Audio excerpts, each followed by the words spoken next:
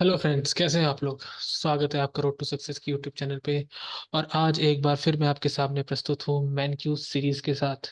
Principal of economics by NG Mankiw, ये series हम लोग करते आ रहे हैं। 32 वीडियोस इसके आ चुके हैं। कुल मिला के 32 वीडियोस आ चुके हैं। चैप्टर 15 के दो पार्ट्स आ चुके हैं। ये है चैप्टर 15 का तीसरा पार्ट, पार्ट 3। चैप्टर 15 का तीसरा पार्ट, पार्ट 3। और 33rd नंबर वीडियो है मैनक्यू सीरीज का। ओके। सो काफ़ी अच्छा चल रहा है अभी तक, और आगे भी उम्मीद करता हूँ कि अच्छा चलेगा। चैप्टर 15 के थर्ड पार्ट में भी हम बहुत ही अ, शानदार तरीके से इन क्वेश्चंस को करेंगे जो आपके स्क्रीन के सामने दिख रहा है। और एक्साइटमेंट बना रहना चाहिए, मैं बोलना चाहूँगा आप लोग को। जैसे कि मैं कहता हूँ, सिक्स्थ एडिशन की किताब मैं फॉलो करता हूँ मैनक्यू की। अगर आपके पास इससे कुछ पुरानी या इससे कुछ लेटेस्ट वर्जन की किताब है तो प्लीज़ क्वेश्चन नंबर एक बार मैच कर ले, क्योंकि क्वेश्चन नंबर ऊपर नीचे हो सकता है, हालांकि क्वेश्चन सेम रहेगा। ठीक है। और वीडियो को देखते वक्त अगर आपको कभी भी लगे कि वीडियो आपके लिए अच्छा है, वैल्यूएबल है, तो वीडियो को लाइक ज़रूर करें। लाइक करेंगे तो यूट्यूब के एल्गोरिदम में वो आएगा और इससे मुझे थोड़ा सा फायदा होगा। ओके। कमेंट जरूर करें, कमेंट करके बताएं कि आपको वीडियो कैसा लगा। और अगर आपको कोई डाउट्स है तो वो भी कमेंट सेक्शन में बताएं। और शेयर जरूर करें अपने दोस्तों के साथ। शेयर करना जरूरी है क्योंकि उन्हें भी इस डिस्कशन का हिस्सा बनाएं। ऑलराइट। तो चलिए शुरू करते हैं। Chapter number 15 part 3 monopoly chapter चल रहा है। क्वेश्चन नंबर 6 आप लोगों के स्क्रीन के सामने ये रहा। Larry Curly Moe run the only saloon in town. तो तीन दोस्त है मान लीजिए, या तीन बहनें हैं, या तीन भाई हैं। मुझे तो समझ में नहीं आ रहा ये लड़कों के नाम है लड़कियों के नाम है। खैर, लैरी कर्ली और मो तीन लोग हैं जो एक शहर में एक सैलून चलाते हैं। Larry wants to sell as many drinks as possible without losing money. तो लैरी का कंसेप्ट क्या है? लैरी ज्यादा से ज्यादा ड्रिंक्स बेचना चाहता है विदाउट लूजिंग मनी। यानी वो चाहता है कि पैसा ना गवाए वो, और वो ज्यादा से ज्यादा ड्रिंक्स बेच सके। Curly wants the saloon to bring in as much revenue as possible. ठीक है, तो कर्ली क्या चाहता है? सबसे ज्यादा रेवेन्यू ले सके, यानी मैक्सिमाइज कर सके रेवेन्यू। और Moe wants to make the largest possible profit. और मो क्या चाहता है? कि प्रॉफिट मैक्सिमाइज हो। ओके। तो अगर कॉन्सेप्ट देखा जाए तो लैरी क्या चाह रहा है? लैरी चाह रहा है कि सबसे ज्यादा सेल हो, यानी कि क्वांटिटी मैक्सिमाइज हो, क्यू मैक्सिमाइज हो। करेक्ट। उसके बाद है कर्ली। कर्ली क्या चाह रहा है? ये चाह रही है, कर्ली वांट्स कि सबसे ज्यादा रेवेन्यू हो, यानी कि टोटल रेवेन्यू को मैक्सिमाइज करना चाह रहा है कर्ली। और जो मो है, वो चाह रहा है कि प्रॉफिट मैक्सिमाइज, यानी प्रॉफिट को मैक्सिमाइज करना चाह रहा है। तो सब लोग का ऑब्जेक्टिव अलग अलग। Okay. Using a single diagram of the saloons demand curve and it's cost curve, show the price and quantity combinations favoured by each other three persons. यानी एक ही डायग्राम में हमें दिखाना है कि तीनों जो दोस्त हैं या जो पार्टनर्स हैं, ये इनका डिमांड कर्व और अलग अलग कॉस्ट कर्व से दिखाना है कि जो तीनों दोस्त हैं, इनका प्राइस और क्वांटिटी का कॉम्बिनेशन क्या क्या होगा। ओके। तो चलिए डायग्राम बनाते हैं।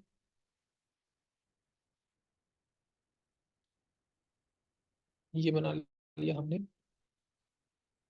इधर मेजर कर लेंगे quantity of drinks, quantity of drinks. इधर मेजर कर लेंगे price cost revenue, price cost revenue. Okay. अब फटाफट एक डिमांड कर्व बना लेते हैं। डिमांड कर्व डाउनवर्ड स्लोपिंग होगा। Demand curve is downward sloping. तो this is my demand curve. Okay, this is my demand curve. All right. और जो एम आर है, डिमांड यानी कि ए आर, एवरेज रेवेन्यू। और जो एम आर है वो बिल्कुल बीच से जाएगा, मैंने पिछले वीडियो में बताया था। ये बिल्कुल बीच से पास होगा। So this is the M R. Okay. अब एवरेज कॉस्ट एक होना चाहिए, तो ये हो गया हमारा एवरेज कॉस्ट। ये एवरेज कॉस्ट है। और एक मार्जिनल कॉस्ट होना चाहिए। और मार्जिनल कॉस्ट, एक सेकेंड,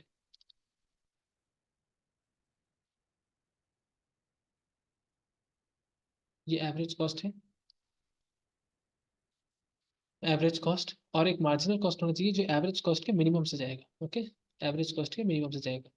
कर्व भी बना सकते हैं, स्ट्रेट भी बना सकते हैं। मैं स्ट्रेट बनाना प्रेफर करूंगा क्योंकि थोड़ा सा उसमें सहज हो जाएगा। ओके। तो मार्जिनल कॉस्ट, ये हो गया मार्जिनल कॉस्ट। ओके। ध्यान रखना, मार्जिनल कॉस्ट एवरेज कॉस्ट के मिनिमम से जाएगा। MC must pass through the minimum of AC, ये मैंने कॉस्ट चैप्टर में बताया था। ठीक है। ऑलराइट। अब मैं तीनों को अलग अलग कलर से डिनोट करूंगा। ठीक है। पहले लैरी पे ध्यान देते हैं। लैरी क्या चाहता है? लैरी के लिए ब्लैक कलर कर ले। लैरी चाहता है कि वो क्वांटिटी मैक्सिमाइज करे। ओके, तो क्वांटिटी मैक्सिमाइज के लिए क्या कॉन्सेप्ट होगा? क्वांटिटी मैक्सिमाइज वहीं पे होगा जहां पे आपका जो प्राइस है, यानी कि जो डिमांड है, प्राइस यानी क्या, डिमांड रिफ्लेक्ट करता है, वो आपके एवरेज कॉस्ट के साथ बराबर हो। P is equal to A C. Okay, तो P is equal to A C कहाँ है? इस पॉइंट पे, इस पॉइंट, यानी इस पॉइंट पे जो क्वांटिटी है, इस पॉइंट पे जो क्वांटिटी है और इस पॉइंट पे जो प्राइस है, ये लैरी का क्वांटिटी और लैरी का प्राइस। ठीक है, दिस इज लैरी का क्वांटिटी, दिस इज लैरी का प्राइस। ओके, ऑलराइट, अब दूसरे का देखते हैं। अब देखते हैं हम लोग कर्ली का। कर्ली टोटल रेवेन्यू मैक्सिमाइज करना चाह रहे हैं। अब आपको पता होगा टोटल रेवेन्यू कहाँ मैक्सिमाइज होता है? टोटल रेवेन्यू मैक्सिमाइज वहीं होता है जहां पे आपका जो मार्जिनल रेवेन्यू है वो जीरो हो। क्योंकि अगर आपको ग्राफ याद हो टोटल रेवेन्यू का, टोटल रेवेन्यू ऐसे होता है और मार्जिनल रेवेन्यू ऐसे होता है, और जहाँ मैक्सिमम टोटल रेवेन्यू है वहीं पे एम आर जीरो होता है। करेक्ट, ये टी आर, ये एम आर, यहीं पे जीरो होता है। ओके, तो एम आर जीरो का है, एम आर जीरो इस पॉइंट पे। Correct, this is the zero point, यानी कि इस पॉइंट के अगेंस्ट, इस वाले पॉइंट के अगेंस्ट जो प्राइस है, ओके, और इस वाले पॉइंट के अगेंस्ट जो क्वांटिटी है, ये हो गया कर्ली का। तो ये जो ग्रीन वाला है ये कर्ली का क्वांटिटी, और ग्रीन वाला जो है ये कर्ली का प्राइस।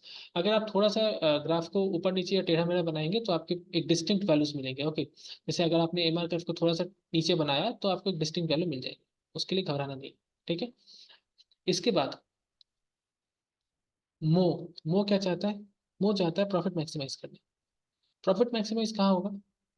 प्रॉफिट मैक्सिमाइज उस पॉइंट पे होगा, प्रॉफिट मैक्सिमाइज उस पॉइंट पे होगा जिस पॉइंट पे एम आर और एम सी बराबर।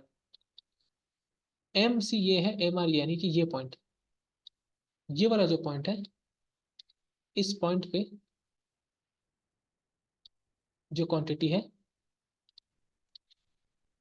ये मो की क्वांटिटी है, और जो प्राइस है ये मो की प्राइस है। तो ऑरेंज वाला मो को डिनोट करता है, ग्रीन वाला कर्ली को डिनोट करता है, और ब्लैक वाला लैरी को डिनोट करता है। तो एक ही डायग्राम में हमने तीनों का प्राइस कॉम्बिनेशन और प्राइस क्वांटिटी कॉम्बिनेशन दिखा दिया। तो मैं उम्मीद करता हूँ ये आपको समझ में आया। ठीक है, आगे बढ़ते हैं। ये हो गया, ये क्वेश्चन यहीं पे हो गया। आगे बढ़ते हैं। जैसे कि मैं कहता हूँ, अगर आपको ये वीडियो देखते समय कभी भी लगे कि वीडियो अच्छा है तो इसे ज़रूर लाइक करें। ओके, क्योंकि लाइक करने से दोस्तों क्या होता है कि यूट्यूब के एल्गोरिदम में वो आता है और मुझे मुझे पर्सनली फायदा होगा उससे, क्योंकि मैं देखिए आपके लिए इतना कंटेंट ला रहा हूँ फ्री में, बिल्कुल फ्री में, क्योंकि मैं आपकी मदद करना चाहता हूँ। मैं हूँ जो आपको बता रहा हूँ कि आंसर राइटिंग अप्रोच क्या होना चाहिए, कैसे क्वेश्चन सॉल्व करने चाहिए। थ्योरी जो है वो तो ठीक है, वो तो आपको यूट्यूब में मिल जाएगा, पर कितने वीडियोस है जहाँ पे हिंदी में, आपकी भाषा में मैन के क्वेश्चंस को सॉल्व किया गया? बहुत कम। उनमें से मैं एक काम कर रहा हूँ आपके लिए। तो इसलिए मैं चाहता हूँ कि आप मेरी थोड़ी मदद करें, लाइक करें, कमेंट करके बताएं कैसा लगा, कैसा लगा, फीडबैक वेरी इंपॉर्टेंट। अच्छा लगा तो अच्छा, बुरा लगा तो बुरा। ठीक है, और शेयर, आपस में दोस्तों में शेयर जरूर करें। This is one of the most important, share करें, क्योंकि इससे आप उनको भी अपने सीखने का हिस्सा बनाओगे। और सबको सीखना चाहिए, सीखने पे सबका अधिकार है, और यूट्यूब है ही फ्री का प्लेटफॉर्म, क्योंकि सब सीख सकते हैं उसमें। ऑल राइट, बढ़ते हैं अगले सवाल की तरफ। अगला सवाल क्या है? क्वेश्चन नंबर 8, सिक्स एडिशन की किताब में। फॉर मेनी ईयर्स, यहाँ पे अगेन मैंने टाइपो कर दिया है, ईयर्स में एफ लिख दिया है, एफ नहीं होगा। For many years AT&T was a regulated monopoly. तो ये कंपनी है, ये एक रेगुलेटेड मोनोपोली है, providing both local and long distance telephone services. तो ये लोकल टेलीफोन सर्विस भी देते हैं और लॉन्ग डिस्टेंस टेलीफोन सर्विसेज भी देते हैं। ये काफी दिनों से एक रेगुलेटेड मोनोपोली है। Okay, explain why long distance phone services was originally a natural monopoly. तो एक थ्योरेटिकल क्वेश्चन है कि लॉन्ग डिस्टेंस फोन सर्विस जो है वो ओरिजिनली नेचुरल मोनोपोली क्यों है? सोच के देखिए, why is it a natural monopoly?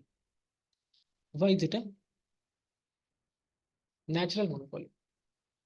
अब मैं नेचुरल मोनोपोली वाला कॉन्सेप्ट समझाने से मतलब ये जो क्वेश्चन है, इस क्वेश्चन को समझाने से पहले एक चीज आप लोग को जरूर बोलना चाहूंगा कि नेचुरल मोनोपोली होता क्या है।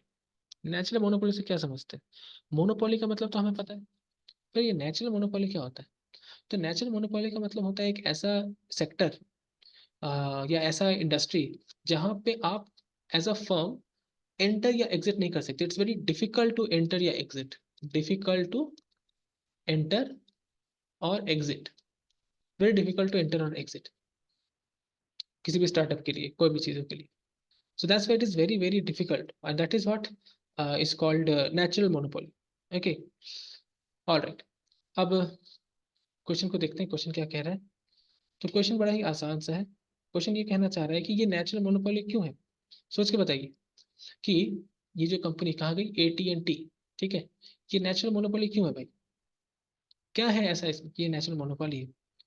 जब भी आपके पास क्वेश्चन आए, आप पहले क्वेश्चन के बारे में सोचो, खुद से सोचो कि क्यों है, ये क्वेश्चन क्यों पूछा जा रहा है।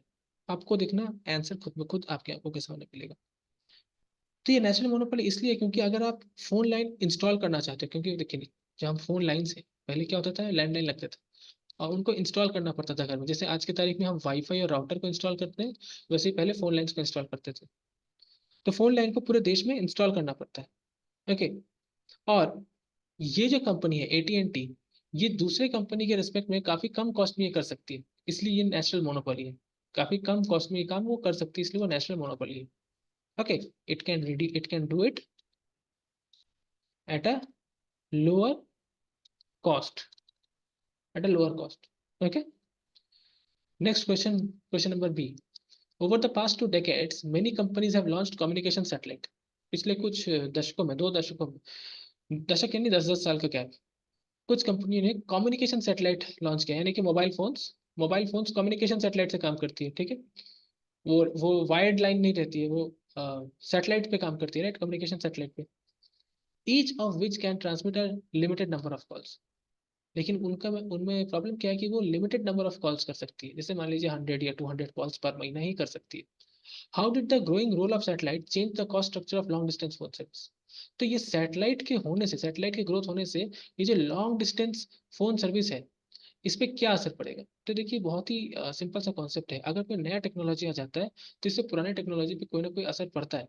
ओके, फॉर एग्जाम्पल आज के तारीख में बहुत लोग के घर में स्मार्ट टीवी है। ओके, ये स्मार्ट टीवी नहीं तो LED टीवी तो सबके घर में है। आजकल कोई भी वो कैथोड रे वाला टीवी नहीं रखता, वो जो डब्बे वाला टीवी होता है ना, वो नहीं रखता, क्योंकि जब LED या LCD आया तब इसने इसको रिप्लेस किया, और अब स्मार्ट टीवी आ गया है तो इसको रिप्लेस कर देगा। आजकल सब कुछ स्मार्ट हो जा रहा है, यानी कि सब वाईफाई कंट्रोलर, इंटरनेट कंट्रोल हो जा रहा है, जिसको हम लोग IoT कहते हैं, इंटरनेट ऑफ थिंग्स। ओके, तो एक टेक्नोलॉजी के आने से पुरानी टेक्नोलॉजी तो जाएगा ही जाएगा। ये ट्रेड मॉडल भी है। हम लोग जब इंटरनेशनल ट्रेड पढ़ेंगे उसमें देखेंगे हम कि एक ट्रेड मॉडल है जो ये बात कहता है कि इनोवेशन होने से कैसे चीजें बदलती हैं। Okay, similarly computer model of development भी ये बात कहता है, computer model, computer model of development भी ये बात कहता है। ये कंप्यूटर ने दिया था, बहुत ही मशहूर इकोनॉमिस्ट है। ओके, तो इसमें काफी बड़ी बड़ी थ्योरीज है, लेकिन इस क्वेश्चन में ही हम लोग रहना पसंद करेंगे फिर फिलहाल तो, कि अगर ये जो नई कम्युनिकेशन सैटेलाइट्स जो लॉन्च हो रही है, जो नई कंपनी जो mobile phones communication satellite launch कर रही है, तो उससे लॉन्ग डिस्टेंस फोन सर्विस के कॉस्ट स्ट्रक्चर में क्या चेंज आएगा। सोच के देखिए। तो अगर कम्युनिकेशन सैटेलाइट लॉन्च हो भी गई तो इससे क्या कॉस्ट में कोई चेंज आएगा? कॉस्ट में चेंज आएगा या रेवेन्यू में चेंज आएगा? सोच के बताओ, कॉस्ट में या रेवेन्यू। अगर आप सोचोगे तो आपको मालूम पड़ेगा कि कॉस्ट में कुछ चेंज नहीं आएगा। The cost is no different. अगर एक फर्म सप्लाई करे, ये बहुत सारे फर्म सप्लाई करे, so cost is no different if one firm supplies और मेनी फर्म सप्लाईज। इससे कॉस्ट में कोई अंतर नहीं आएगा, कॉस्ट में कोई अंतर नहीं आएगा। लेकिन यहाँ पे क्या होगा, जो इंडस्ट्री है, जो पहले मोनोपोली थी, वो मोनोपोली से शिफ्ट होकर कॉम्पिटिटिव जरूर बन जाएगी। यानी कि जो मार्केट स्ट्रक्चर है वो बदल जाएगा, वो मोनोपोली से कॉम्पिटिटिव हो जाएगा, क्योंकि अब बहुत सारे कंपनीज हैं वो प्राइस पे खेल रहे हैं। सब इक्वल प्राइस पे रख दिया उन्होंने, सब ऑलमोस्ट होमोजेनियस प्राइसेस से प्रोडक्ट दे रहे हैं, तो कॉम्पिटिटिव मार्केट हो जाएगा। Okay, next question, why might it B efficient to have competition in the long distance phone service and regulated monopolies in the local phone service। अब इससे पहले एक और स्टेटमेंट है, पढ़िए यहाँ पे।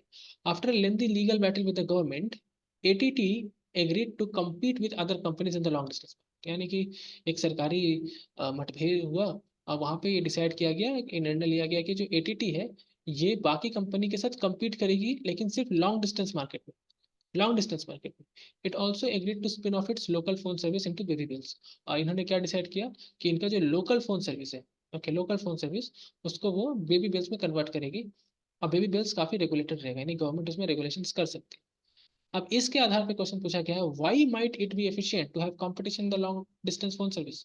तो वो लॉन्ग डिस्टेंस फोन सर्विस पे कंपटीशन क्यों करना चाह रही है, क्यों ये एफिशिएंट है। And regulated monopoly in the local phone service, यानी कि कहने की बात है कि लोकल में, लोकल फोन सर्विस में वो क्या चाह रही है, रेगुलेशन चाह रही है, रेगुलेशन चाह रही है, ठीक है। और जो लॉन्ग डिस्टेंस है, लॉन्ग डिस्टेंस में वो कंपटीशन चाह रही है। तो आखिर ऐसा वो क्यों कर रही है, आखिर एटीटी जो है, AT&T जो कंपनी है, वो ऐसा क्यों कर रही है कि आखिर वो लोकल में, लोकल वाले में जो कि लैंडलाइन, लोकल फोन क्या है, लैंडलाइन बेस्ड फोन है, उसमें रेगुलेशन चाह रही है। और लॉन्ग डिस्टेंस यानी कि मोबाइल फोन से, सैटेलाइट कम्युनिकेशन, इसमें वो कंपटीशन चाह रही है। ऐसा क्यों, तो सोच के देखो। ऐसा इसीलिए है क्योंकि local phone service natural monopoly बना रह सकता है, it can be natural monopoly. इसमें इसका फायदा है, क्यों, क्योंकि इनके पास इंस्टॉलेशन का वो कैपेसिटी है, यही इंस्टॉल करती है ना, ये सस्ते प्राइस में वायर्स को इंस्टॉल कर सकती है। तो इसके पास नेचुरल मोनोपोली है लोकल फोन सर्विस में, लैंडलाइन फोन सर्विस में, जो आसपास का जो एरिया है उसको सिर्फ कवर करती है। लेकिन जब हम लॉन्ग डिस्टेंस फोन सर्विसेज में आ जाते हैं, यानी कि एक शहर से दूसरे शहर बात कर रहे हैं, उसमें आपको कम्युनिकेशन सैटेलाइट की मदद लगेगी। आप वायर बिछा के नहीं कर सकते। आप इंडिया से USA आपको बात करना है तो आप वायर नहीं बिछा सकते, कम्युनिकेशन की मदद से ही करना पड़ेगा, मतलब सॉरी, सैटेलाइट की मदद से ही करना पड़ेगा। और यहाँ पे बहुत सारी इंडस्ट्रीज हैं, बहुत सारे फर्म्स हैं, यानी कंपटीशन है। तो AT&T भी चाहेगा कि यहाँ पे वो कॉम्पिटिटिव बना रहे, पर जो लोकल फोन सर्विसेज है, जहाँ पे लैंडलाइन बेचता है, वहाँ पे वो नेचुरल मोनोपोली रखेगी। तो इसलिए it is efficient to do this, इसलिए it is efficient to do this. और यही कहने की कोशिश की जा रही है क्वेश्चन। ओके, तो मैं उम्मीद करता हूँ ये क्वेश्चन आपको समझ में आया होगा। ये भी एक बहुत ही शानदार सा क्वेश्चन था और एप्लीकेशन बेस्ड क्वेश्चन था। तो इस वीडियो में मैं दो ही क्वेश्चंस रखता हूँ, वरना वीडियो जोर मूट का बड़ा हो जाएगा। मैं ज़्यादा बड़ा नहीं करना चाहता मोनोपोली के किसी भी वीडियो को, क्योंकि आप लोग कंफ्यूज हो जाएंगे। एक और पार्ट बनाने में मुझे कोई तकलीफ नहीं है। अगर मुझे लगता है कि एक और पार्ट बनाना ज़रूरी है तो मैं एक और पार्ट ज़रूर बनाऊंगा। लेकिन मैं किसी भी वीडियो को लंबा नहीं करूँगा, क्योंकि लंबा करना उद्देश्य नहीं है। उद्देश्य है आप लोग को प्रॉपर तरीके से चीज़ों को आर्टिकुलेट करना, यानी कि हमारा संवाद ठीक से हो। ओके, तो इस वीडियो को यहीं तक रखते हैं। बताइएगा वीडियो कैसा लगा, लाइक करिएगा, कमेंट करिएगा, और मिलते हैं अगले वीडियो में। तब तक के लिए बहुत बहुत धन्यवाद स्टूडेंट्स। देखते रहें और जुड़े रहें रोड टू सक्सेस के यूट्यूब चैनल से। बहुत बहुत धन्यवाद, थैंक यू।